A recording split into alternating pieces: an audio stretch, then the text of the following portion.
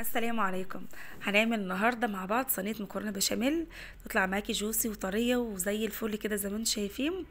رمضان خلاص قرب على الابواب، كل سنه وانتم طيبين. سفره رمضان مش بتحلى غير بصينيه مكرونه بشاميل او صينيه رقاق او صينيه جلاش. هنعمل كده ايه كل يوم وصفه مع بعض جديده. ابتدينا اول حاجه بصينيه المكرونه البشاميل، ان شاء الله تعمليها بطريقه حلوه قوي وتطلع معاكي كده طريه، ما تبقاش ناشفه منك ولا البشاميل بتاعها يبقى يعني تخين منك وكده. هتعمليها بكل سهوله وتطلع معاكي بالجمال اللي انتوا شايفينه ده. شايفين الشكل الحلو قوي اللي انتوا شايفينه ده؟ هنعمله مع بعض بكل سهوله. يلا بينا نشوف احنا عملناها ازاي.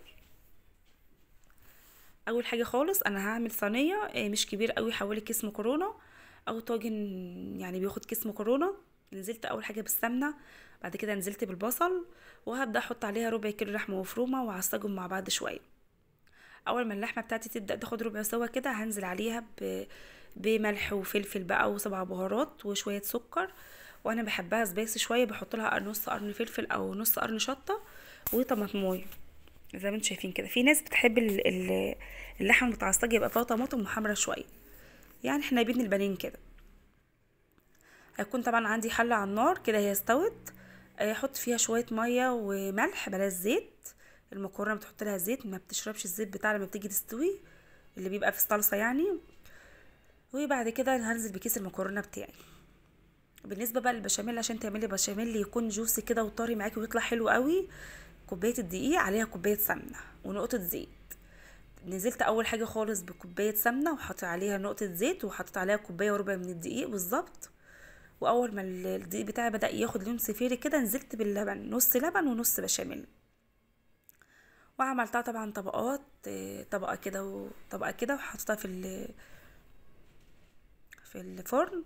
وطلعت معايا بالشكل اللي انتوا شايفينه ده. عايزه اقول لكم ما شاء الله شكلها حلو قوي. بتسيبيها تبرد وبعد كده تقطعيها بالشكل اللي انتوا شايفينه ده، تطلع معانا اجمل صينيه مكرونه بشاميل ممكن تجربوها. تسيبيها تبرد شويه عشان تعرفي تقطعيها قطع، لكن لو عايزه تاكليها سخنه هتبقى متفتفته شويه منك، مش هتطلع بالشكل اللي انتوا شايفينه ده.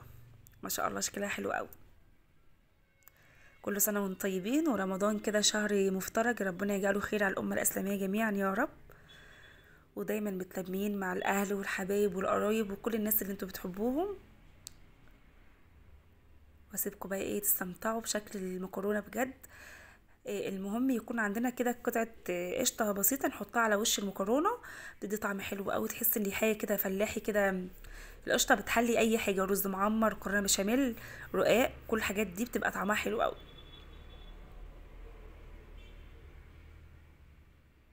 بصوا شكلها حلو جدا، وطعمها طبعا اجمل من شكلها كمان. اسيبكم بقى في فيديو جديد. مع السلامه.